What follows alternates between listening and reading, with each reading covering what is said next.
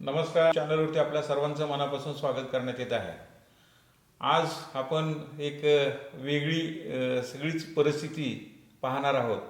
वेगळी परिस्थिती याचा अर्थ असा आहे की आपल्याच मायभूमीमध्ये जीवरसारख्या ठिकाणी ज्यांचं बालपण गेलं आणि गेले 40 वर्षापासून ते लंडन या देशामध्ये UK मध्ये ते आहेत आणि आता आपल्याकडे आलेले आहेत. त्यामुळं नेमकी इथली स्थिती तिथली स्थिती आणि ज्या काही घडामोडी आहेत या संदर्भात आपण भेटणार आहोत. ते आहेत आपल्या जीवर येथील रहिवासी असणारे डॉक्टर राजेंद्र सुराणा आणि डॉक्टर सौ रोहिणी सुराणा. नमस्कार. डॉक्टर साहेब, आपण या जीवरसारख्या ग्रामीण भागातून तुमचं शिक्षण झालं आणि नंतर तुम्ही थेट UK पर्यंत गेलेला आहात. गेल्या 45 वर्षामध्ये किंवा 50 वर्षामध्ये इथलं जीवर तुमचं शैक्षणिक कालावधीतलं जीवर आणि करमाळा आणि आज नेमकं काय वाटतं तुम्हाला इतक्या वर्षानंतर? खूप खूप बदल झाला आहे आणि चांगला बदल झाला आहे. कारण मी जेव्हा इथे होतो तेव्हा आपली सगळी परिस्थिती गरिबीची होती. इथे सगळे जिरायत बाग होते आणि आता मी जेव्हा जातो तेव्हा पाहतो की सगळे शेतकऱ्यांकडे आता बागायत आहे, त्यांची घरं चांगली आहेत, त्यांच्याकडे गाड्या आहेत, शिक्षण झालं आहे. हा जो प्रोग्रेस झाला आहे तो अतिशय छान आहे. प्रत्येक वेळी मी जेवढं आलो की लक्षात येतं की जेवढं आता चांगलं मोठं चांगल्या दृष्टीने मोठं होतं आहे. ॲक्च्युली लोकांकडे राहायला चांगले घरं आहेत, इलेक्ट्रिसिटी आहे, गाड्या आहेत आणि लोक तशीच आपली चांगली आहेत. वा, एकंदरीत म्हणजे आपण जे ॲनालिसिस केलेलं आहे किंवा जो पूर्वीचा काळ आणि आजचा काळ, त्यामुळं आम्ही जे म्हणतो की आमची प्रगतीच झाली नाही, पण तुमच्यामुळं आम्हाला असं वाटतं की आम्ही कुठंतरी काहीतरी मिळवलेलं आहे. खूप छान. हां, तर डॉक्टर साहेब, तुम्ही डॉक्टर होण्याचं स्वप्न कधी पाहिलं होतं आणि तुम्ही ते स्वप्न कसं साकार केलं? हां, मोठा भाऊ डॉक्टर केलं गेलं होतं. ॲक्च्युली मी पहिल्यांदा आश्चर्य वाटेल तुम्हाला, मी पहिल्यांदा ॲक्च्युली ॲग्रिकल्चर कॉलेजमध्ये ॲडमिशन घेतली होती. अरे वा. मला SSCला मी जवळजवळ 52वा बोर्डात आलो होतो. त्याच्यामुळे मला ॲग्रिकल्चर कॉलेजला मी जाऊन ॲक्च्युली ॲडमिशन घेतली होती. कारण त्यावेळी मला हायब्रिड हे जेनेटिक मॉडिफिकेशन ह्याच्यात इंटरेस्ट होता. पण नंतर त्यावेळी ॲग्रिकल्चर एवढं हे नव्हतं, आपलं सुधारलेलं नव्हतं. आपल्याकडे सगळी जिरायत होती. त्यावेळी आमची सगळी जागा उजनी डॅममध्ये गेली होती. त्याच्यामुळे आमच्याकडे जागाही नव्हती.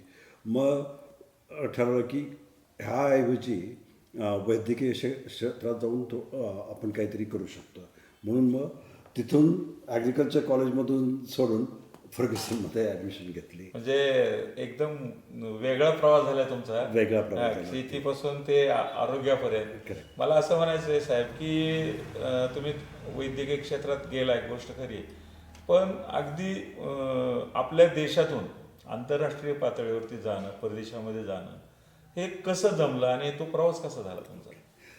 ॲक्च्युली MS झालं, MBBS झाल्यानंतर MS केलं. MS झाल्यानंतर सुरुवातीला आमचा प्लॅन फक्त 2-3 वर्षासाठी जाण्यासाठी होता आणि परत आम्ही भारतात येणार होतो. पण तिथे गेल्यानंतर मग ते ऑपॉर्च्युनिटीज मिळायला लागल्या. तिथले त्यावेळची इथली वैद्यकीय व्यवस्था आणि तिकडची वैद्यकीय व्यवस्था ह्यामध्ये जवळजवळ जमीन आसमानाचं अंतर होतं. बरोबर. आणि एकदा मी आताही सगळ्या जे भारतीय येतात त्यांना जेव्हा मी काउन्सिलिंग करतो तेव्हा त्यांना सांगतो, तुम्हाला जर परत जायचं असेल तर 2 वर्ष राहून तुम्ही लगेच परत जायला पाहिजे. तुम्ही 2 वर्षापेक्षा जास्त राहिला की तुम्हाला भारतात थोडंसं कठीण होणार आहे. कारण इकडची सवय होते, तिकडचं मेडिकल हे भारतापेक्षा फार वेगळं आहे. अच्छा अच्छा. आणि त्याची एकदा सवय झाली की भारतात येऊन सेटल होणं फार कठीण होतं. बरोबर. आता एक माझ्यासमोर एक महत्त्वाचा असा प्रश्न पडला आहे की आपले मोठे बंधू डॉक्टर सुभाष सुराणा 1979च्या दरम्यान ते MBBS झाले आणि त्यांनी अतिशय खेडं, म्हणजे जीवर हे अतिशय खेडं असणारं त्या काळातलं होतं.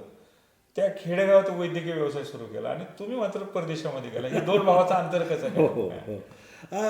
आम्ही मोठा भाऊ समाजसेवक आहे आणि त्याचा आदर्श आहेत. पण मी एवढं हे करू शकत नाही आणि शेवटी काय झालं की मी पोस्ट ग्रॅज्युएशनमध्ये इंटरेस्ट होतो, बरोबर. सर्जरीमध्ये इंटरेस्ट होतो आणि त्यातल्या त्यात आयदर पिडियाट्रिक सर्जरी किंवा कार्डिओथॉरॅसिक सर्जरी ह्यामध्ये दोघांमध्ये मला इंटरेस्ट होता. त्यावेळी आपल्याकडे पोस्ट ग्रॅज्युएशन नव्हतं एवढं आणि उद्देश असा होता की तिकडे जाऊन पिडियाट्रिक सर्जरीचं पोस्ट ग्रॅज्युएशन करायचं आणि परत यायचं. पण एकदा तिथे गेल्यानंतर मग तिथे ऑपॉर्च्युनिटीज मिळायला लागल्या. तिथले वैद्यकीय व्यवस्था आणि भारतातली मी जसं म्हणालो व्यवस्था फार फरक होता त्यावेळी. कारण त्यावेळी लोकांकडे फारसे पैसे नव्हते. मेडिकल दिसथिंग एवढं आपलं ॲडव्हान्स झालेलं नव्हतं आणि तिकडचं जे ॲडव्हान्सेस होते त्याला जी सवय झाली ते इथे येऊन शक्य नव्हतं. मग त्याच्यामुळे तिथे मग हळूहळू ऑपॉर्च्युनिटीज मिळायला लागल्या आणि मग तिथेच मग सेटल झालो आम्ही. आता एक थोडंसं उत्कंठा म्हणून मी असा प्रश्न विचारतो की मॅडम आणि आपण नेमके कसे एकत्र आला आणि तुमची वाटचाल कशी झाली भविष्याच्या दृष्टीने? करेक्ट. तर मी जसं तुम्हाला म्हटलं आम्ही दोघे ॲक्च्युली एका फर्ग्युसन कॉलेजमध्ये एका ह्याच्यात होतो. त्यावेळी आमची ओळख नव्हती. नंतर आम्ही मेडिकल कॉलेजमध्ये एकत्र होतो, एकाच वर्गात होतो, तेव्हाही आमची ओळख नव्हती. पण आम्ही इंटर्नशिपला नगरला गेलो आणि इंटर्नशिपमध्ये युजली एक 10-15 मुलं मुली एकत्र येऊन इंटर्नशिप करतात आणि त्यावेळी आमची ओळख झाली.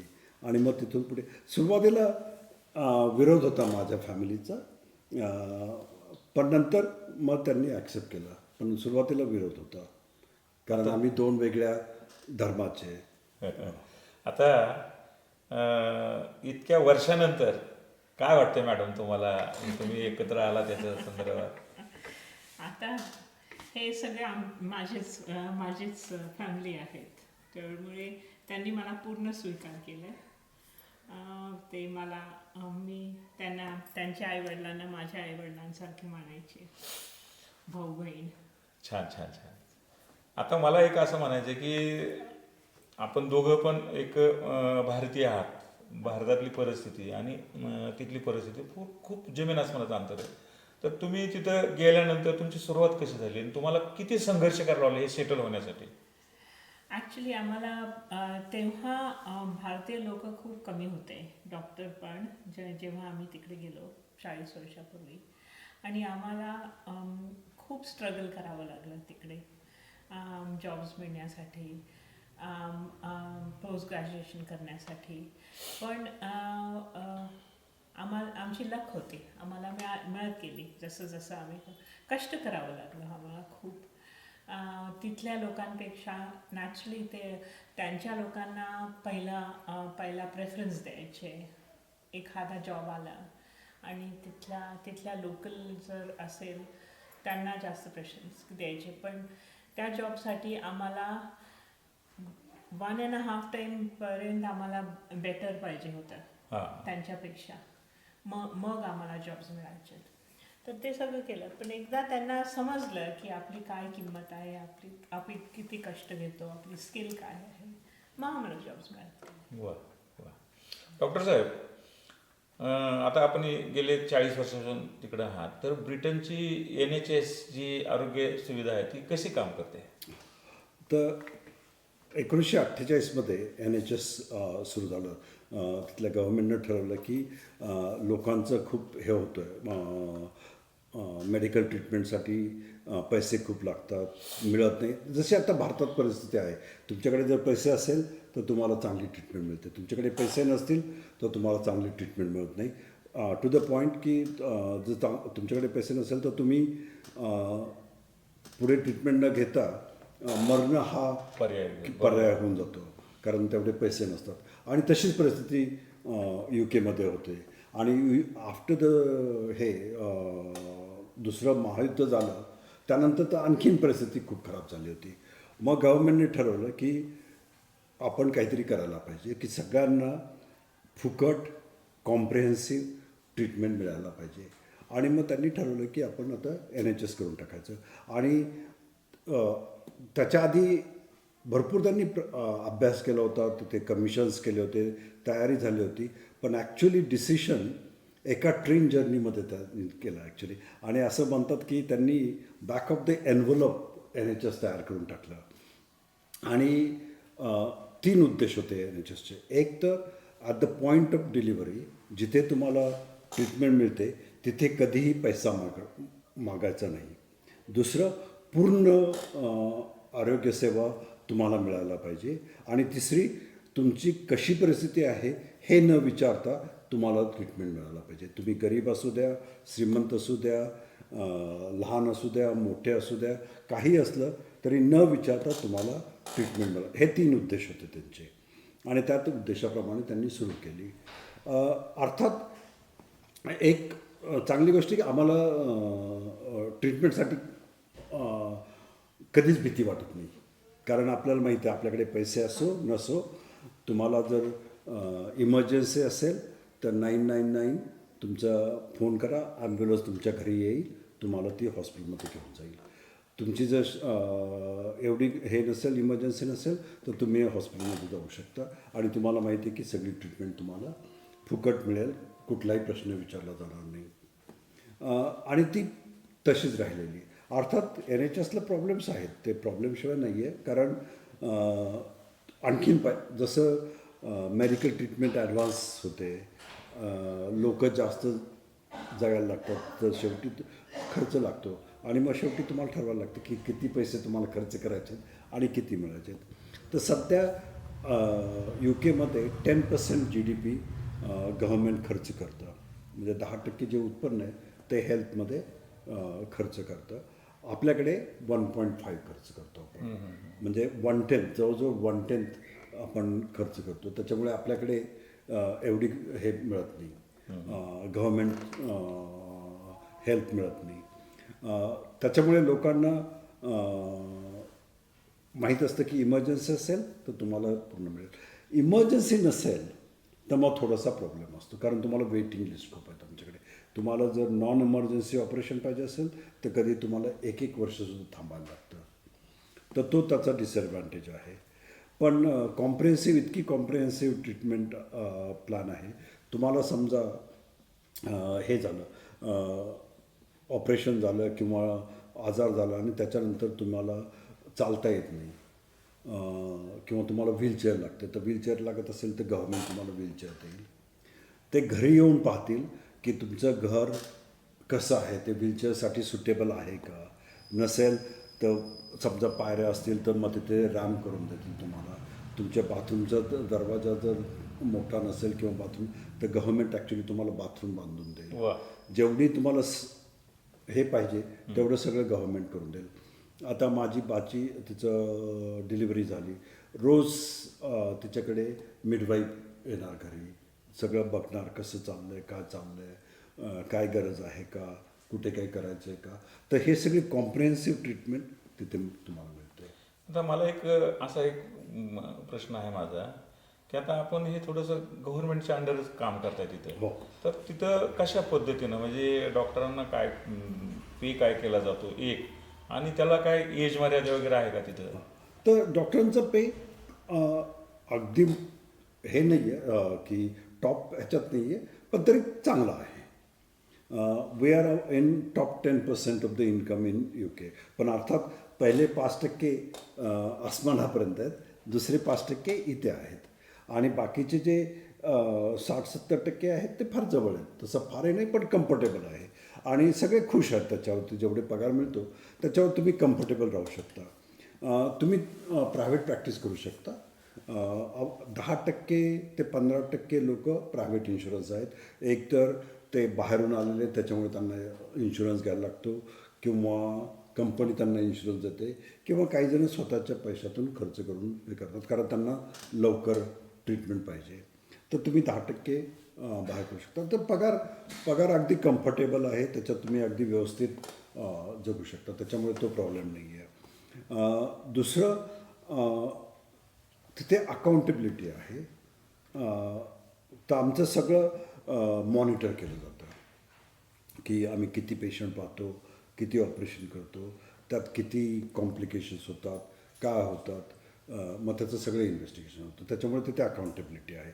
असं नाही की तुम्ही आता माहीत नाही, पण पूर्वी आपल्याकडे सरकारी नोकरी म्हणजे फक्त जाऊन बसायचं असं नाही आहे.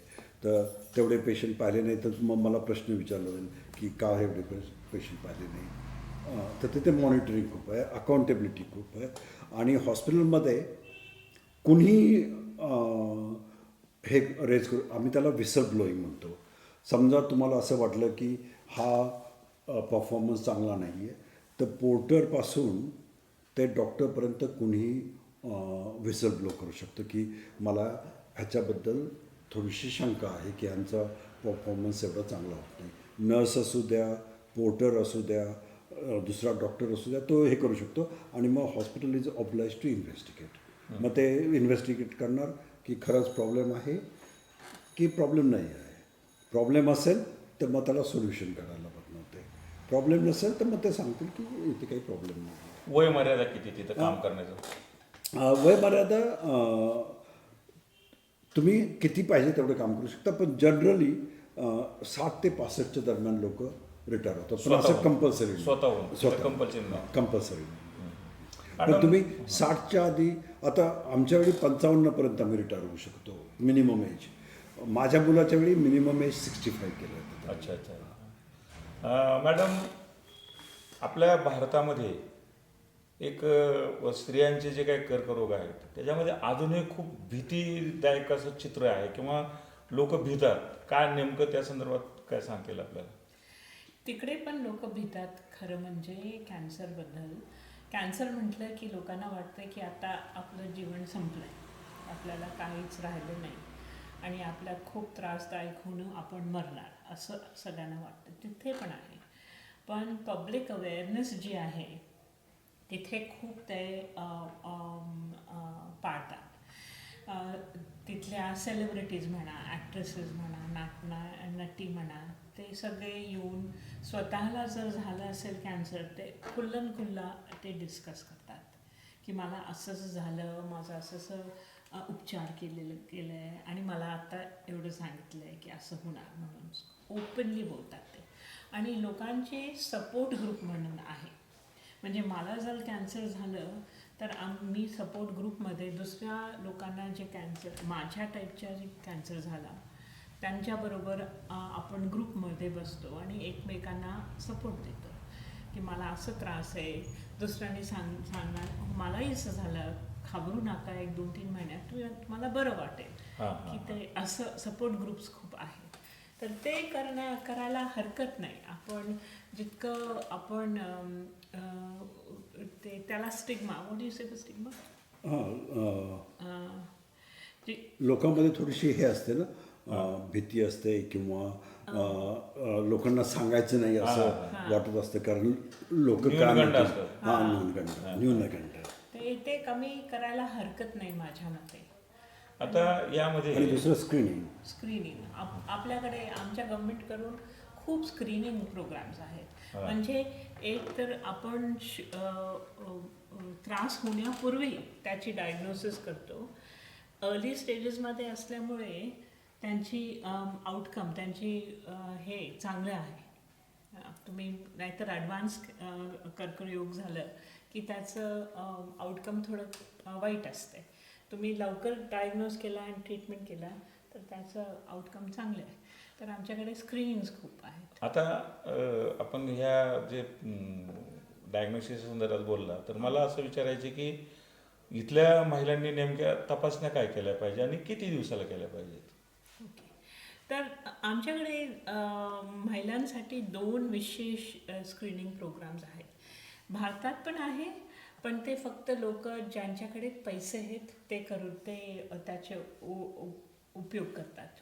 जनरल लोकांना नाही आहे. प्रॉब्लेम माझ्या मते आहे की फॉलोअप करण्यासाठी इकडे थोडंसं त्रासदायक आहे. आणि 2 स्क्रीनिंग आहेत. एक सर्वायकल स्क्रीनिंग, एक म्हणजे सर्वायकल स्क्रीनिंग म्हणतो आम्ही त्याला. म्हणजे पिशवीच्या स्क्रीनिंग आहे खाली गर्भपिशवीच्या. आणि दुसरं म्हणजे ब्रेस्ट, आपलं ब्रेस्ट स्क्रीनिंगचे 2 प्रकारचे आहेत. सर्वायकल स्क्रीनिंग आम्ही 20 वर्षापासून सुरू करतो. फर्स्ट नुसतं एक स्मिअर घ्यायची असते, फार सोपी हे आहे, जांच आहे. एक वर्षानंतर पुन्हा स्क्रीन करतो आणि नंतर 3 वर्षांनी करतो. आणि त्यात लवकर भारतात सर्वायकल स्क्रीनिंगचं प्रमाण बऱ्यापैकी आहे, कारण स्क्रीनिंग नाही आणि ते आपण खूप छोट्या ऑपरेशननी आपण ते बरं करू शकतो. ब्रेस्ट स्क्रीनिंग आम्ही 40 वर्षापासून सुरू करतात. 5 वर्षात ब्रेस्ट स्क्रीनिंग करतो आम्ही.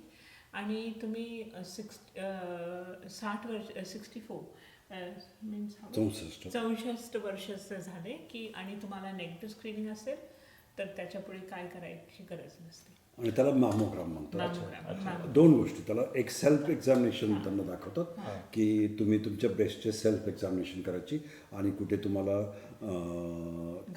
गाठ दिसली किंवा रक्तप्रवाह यायला लागला की तुम्ही लवकर बघून घ्या. आणि स्क्रीनिंग हा मॅमोग्राम म्हणून म्हणतात त्याला, तर त्याचा मॅमोग्राम करतात दर 2 वर्ष आणि त्याच्यामुळे तुम्ही लवकर डायग्नोसिस होतं सर्वायकल स्क्रीनिंग. आणि तिसरं म्हणजे एक इम्युनायझेशन त्यांनी सुरू केलं सगळ्या मुलींना आणि मुलांना. ते HPV इम्युनायझेशन करतात, लस देतात. तर HPV जर तुम्हाला इन्फेक्शन झालं तर त्याच्यामुळे तुमच्या कॅन्सरची शक्यता वाढते. तर तुम्ही जर HPVचं इम्युनायझेशन केलं मुलीचं आणि मुलांचं दोघांचंही, तर तुम्ही सर्वायकल कॅन्सर जवळजवळ हे करू शकता. तर माझ्या मुलीला आणि मुलांना दोघांनाही HPVचं इम्युनायझेशन. तिथे 13-14 वर्षाचे असतील मुलं मुली तर त्यांना लस देतो, म्हणजे मोठे होण्यापूर्वी लग्नाच्या आधी देतो आणि ते गव्हर्नमेंट देतं. बरोबर. आता मला असं म्हणायचं की आपल्या भारतातल्या महिलांनी आरोग्य संपन्न राहण्यासाठी नेमकं काय केलं पाहिजे, तुम्ही काय सल्ला द्याल? एक तर थोडंसं स्क्रीनिंग स्क्रीनिंग एक तर आपल्याकडे जास्त लक्ष द्यायला पाहिजे स्वतःकडे. आपण स्त्री आधी आपल्या मुलांकडे देतो, मग नवऱ्यांकडे, मग आईवडिलांकडे.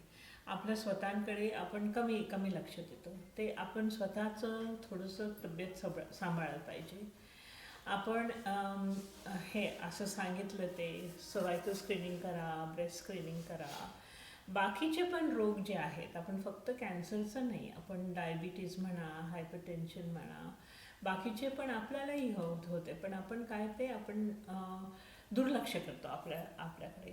ते आपण कमी करायला पाहिजे. आपल्या भारतीय महिलांना पाळीमुळे थोडंसं जास्त अनिमियाचा पण त्रास आहे. ते त्याच्याकडे पण आपण लक्ष द्यायला पाहिजे. जेवणात आपण व्यवस्थित करायला पाहिजे.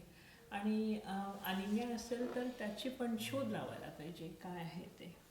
आता मला एक असं थोडासा वेगळा प्रश्न विचारायचा. हां सांगा सर. स्वतःकडे लक्ष देणं म्हणजे स्वार्थ नाही आहे ॲक्च्युली. तुम्ही जर चांगले असाल तर तुम्ही ॲक्च्युली सगळ्यांकडे लक्ष देऊ शकाल.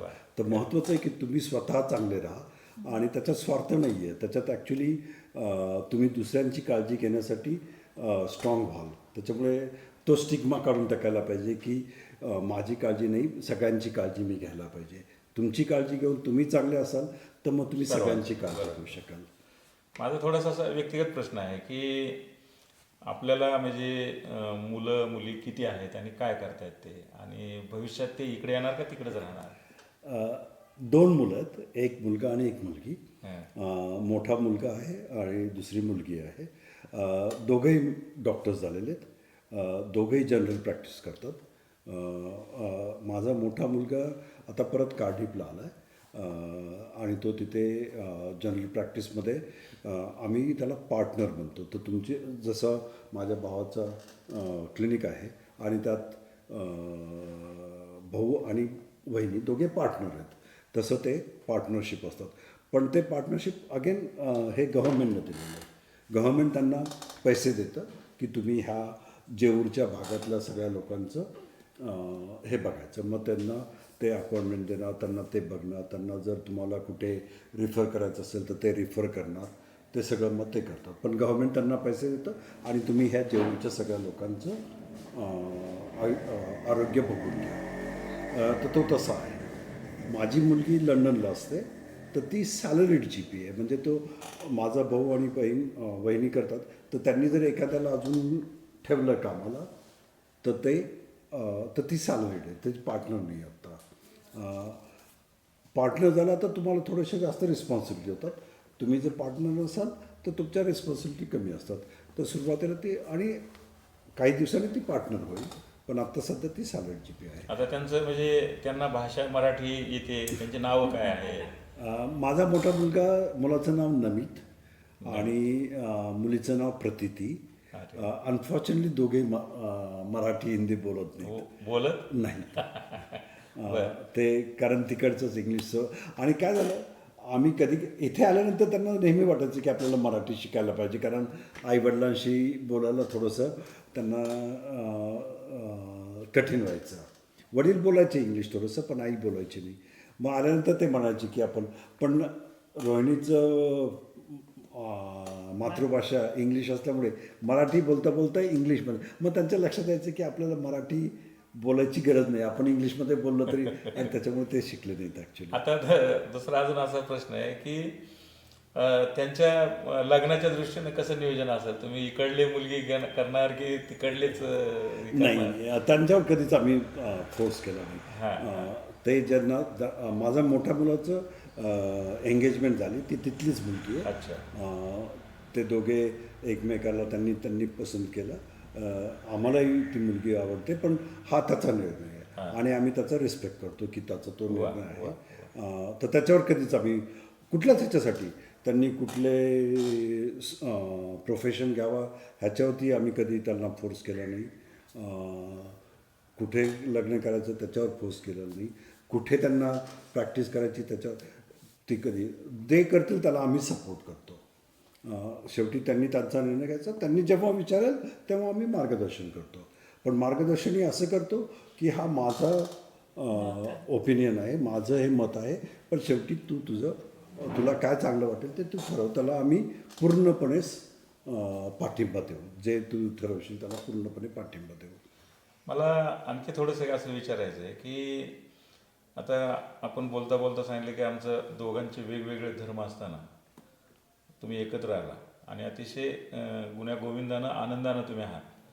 मग आता घरामध्ये नेमकं काय आहे? तुम्ही धार्मिकता कशी पाळताय किंवा तिथं कसं असतं? रोहिणी तिचा धर्म पाळते, मी माझा धर्म पाळतो. मुलांना आम्ही दोन्ही दाखवले होते की जैनिझमचं दाखवलं होतं, हिंदुइझमचं दाखवलं होतं, ख्रिश्चनिटीचं दाखवलं होतं, आणि त्यांना सांगितलं की तुम्ही तुमचा निर्णय घ्या की तुम्हाला कुठलं काय करायचं आहे. आम्ही दोघे व्हेजिटेरियन आहोत, त्यांनाही व्हेजिटेरियन ठेवलं होतं. पुन्हा त्यांनाही सांगितलं होतं की तुम्हाला एकदा तुम्ही आदर झाला की तुम्ही ठरवू शकता तुम्हाला काय करायचं आहे. फॉर्च्युनेटली दोघेही पूर्ण अजूनही व्हेजिटेरियन आहे, पण तो त्यांचा निर्णय आहे. आणि त्यांनी जर निर्णय बदलला तर त्याला आमचं हे नाही, आम्ही त्याला सपोर्ट करू, कारण शेवटी त्यांचा निर्णय त्यांनी घ्यायचा. आता एक असं म्हटलं जातं की माणसाचा जो जन्म आहे तो एक आनंदासाठी, समाधानासाठी असतो. आता तुम्ही तर म्हणजे खूप वेगवेगळ्या पद्धतीनं, म्हणजे अतिशय प्रतिकूल परिस्थितीतून एकदम आदर्शवादी किंवा उच्च स्थानापर्यंत तुम्ही पोहोचलेला आहात. तर ह्या सगळ्या स्थितीमध्ये तुमचं समाधान कसं आहे?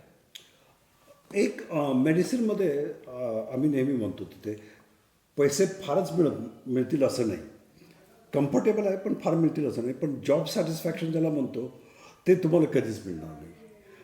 आता मी पिडियाट्रिक सर्जन आहे. एखादी बेबी आली तर लहानात लहान बेबी मी ऑपरेट केली ती 500 ग्रॅमची.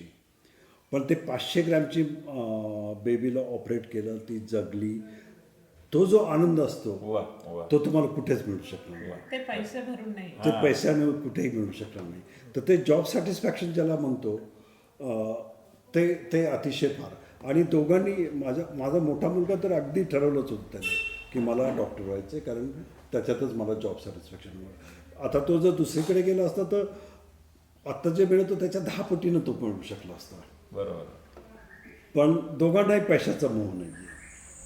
पैसे पाहिजेत, पैसे लागतात, असं कुणीही म्हणू शकत नाही की मला पैसे नको आहे, कारण त्याच्याशिवाय आपण जगू शकत नाही. पण त्यांना असा मोह नाही की आपल्याला जास्त फारच पैसे पाहिजेत.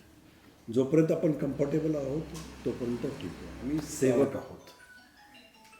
तुम्ही येता ते आम्हाला प्रिव्हिलेज आहे. मला तुम्हाला बरं करण्याचं किंवा औषध देण्याचं किंवा ऑपरेशन करण्याचं तुम्ही जो मला हे दिला ऑपॉर्च्युनिटी दिली, चान्स दिला, त्याचा मी ऋणी आहे. वा. आणि भारतात ती पद्धत यायला पाहिजे की डॉक्टरांनी स्वतःला देव नाही समजा. हां हां. डॉक्टर हे तुमचे सेवक आहेत ॲक्च्युली. सेवक मी ह्याच्यासाठी म्हणत नाही की ते सर्वंट आहेत, पण ती सेवा करण्याची संधी मिळाली हा आपलं भाग्य आहे. वा वा. आणि ती कन्सेप्ट आपल्याकडे भारतात यायला पाहिजे की पेशंटला आपण देतो हा आपण उपकार करत नाही आहे, ते आपल्यावर उपकार करतात की तुम्हाला सेवा करायची वा. संधी देतो. खूपच छान आपण सर्व त्याचं उत्तर खूप मस्त दिलं. मला फक्त एक आता शेवटचा प्रश्न माझा असा आहे की आता तुम्ही सगळं व्यवस्थितरित्या सर्व सेटल झालात, एकंदरीत तुमच्या बोलण्यावर खूप समाधानी आहात, म्हणजे पुढच्या पिढीच्या दृष्टीने पण तुम्ही समाधानी आहात. अगदी. आता यापुढे तुमचं भविष्यामध्ये काय धोरण असेल, कशी वाटचाल असेल, हा माझा शेवटचा प्रश्न आहे. आता आम्ही दोघे पूर्ण रिटायर झालो, कारण दोन मुलांची आता काही रिस्पॉन्सिबिलिटी राहिली नाही आहे. ते दोघे चांगले सेटल झाले. त्याच्यामुळे आम्ही आणि एक 5-6 वर्षापूर्वी मी पुण्याला एक फ्लॅट घेतला होता. आणि कारण होतं की मला गेले 25-30 वर्ष आईवडिलांकडे एवढा सहवास मिळाला नाही, कारण आम्ही तिकडे होतो. तरी आम्ही सुट्टीला यायचो. पण आणि मग शेवटी ॲक्च्युली मी 60ला रिटायर झालो, कारण माझे वडील त्यावेळी आजारी होते. आणि काम करत असताना आम्हाला ठराविक सुट्टी असते, आणि सुट्टी घ्यायची असेल तरी आम्हाला त्यांना नोटीस द्यायला लागते 6 आठवड्याची. कारण माझे जे पेशंटचे अपॉइंटमेंट आहेत ते असं आम्ही लगेच उद्या हे करू शकत नाही, कारण त्यांना यायचं असतं. आणि माझ्याकडे येणारे पेशंट 3-3 तास प्रवास करून आलेले असतात, तर त्यांना असं शेवटच्या क्षणी म्हणू शकत नाही की आता मी नाही आहे इथे. त्याच्यामुळे आम्हाला 6 आठवड्याची नोटीस द्यायला लागते, म्हणजे त्यांना कळवायला लागेल. मग मी ठरवलं की 60 वर्ष झाले की आपण रिटायर होऊ, म्हणजे मग इथे येऊन आईवडिलांकडे थांबता येईल थोडा वेळ. आणि म्हणून मी पुण्यात एक फ्लॅट घेतलं होतं आईवडिलांच्या जवळच, आणि मग तिथे येऊन आईवडिलांबरोबर मग राहत होतो. अनफॉर्च्युनेटली माझे वडील 2020ला वारले, पण माझी आई होती, त्याच्यामुळे मला आईबरोबर सहवास मिळाला. आणि मग ॲक्च्युली आम्ही दिवाळीत जेव्हा आलो होतो भेटायला, माझी 2 मुलं आले होते आणि आम्ही दोघे आलो होतो. मग आम्ही छान दिवस काढले आईबरोबर, आणि त्यावेळी आई अगदी समाधानानं गेली. तर तर तो मेन हे होतं. त्याच्यानंतर आता आम्ही ट्रॅव्हलिंग खूप करतो दुसऱ्या. आणि ट्रॅव्हलिंगचं फक्त तुमचंच नाही, पण तुमचं आउटलुक बदलतो. तुम्हाला लक्षात येतं की एका ठिकाणी राहिलं की थोडंसं कुटमंडक होतं, आपणच बरोबर आहे, आपलंच सगळं बरोबर आहे, आपण जे करतो तेच बरोबर आहे असं. आणि मग लक्षात येतं की वेगवेगळे प्रकार असतात. शेवटी सगळ्यांना तिकडे जायचं असतं, पण वाटा वेगवेगळ्या असतात. बरोबर. ती वाट चांगली, ही वाट चांगली असं नाही. काही वाटेला चांगले हे असतात, काही वाटेला थोडे हे असतात, आणि ते कळायला लागतं.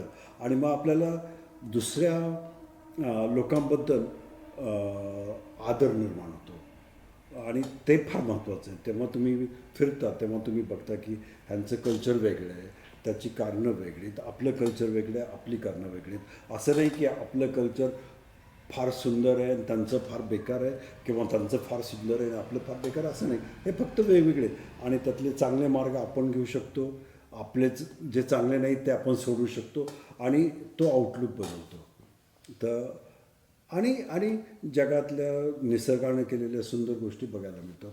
तर ट्रॅव्हलिंग, फॅमिली, फ्रेंड्स, ह्याच्यात आता तुम्हाला वेळ मिळू शकतो. वा वा. म्हणजे सेवा अनफॉर्च्युनेटली तिथे समाजसेवेचं फार कमी चान्स मिळतो, कारण गव्हर्मेंट सगळं करतं. तुम्हाला शिक्षण गव्हर्मेंट देतं, मेडिकल फॅसिलिटी गव्हर्मेंट देतं, तुम्ही अनएम्प्लॉईड असाल तर गव्हर्मेंट तुम्हाला मदत करतं, जॉब ट्रेनिंगसाठी मदत करतं, तुम्हाला घर नसेल तर गव्हर्मेंट घर देतं. त्याच्यामुळे तुम्हाला तिथे आपल्याला इथे जिथे समाजसेवेची गरज लागते तेवढी तिथे गरज लागत नाही. डॉक्टर साहेब आणि मॅडम, आपण दोघं पण या ठिकाणी आला, वेळ दिला, खूप छान बोलला, मनापासून बोलला. मी आपलं मनापासून आभार मानतो आणि निश्चितच आमच्या श्रोत्यांना प्रेक्षकांना तुम्ही खूप चांगल्या रीतीनं मुलाखत दिली. धन्यवाद. थँक्यू.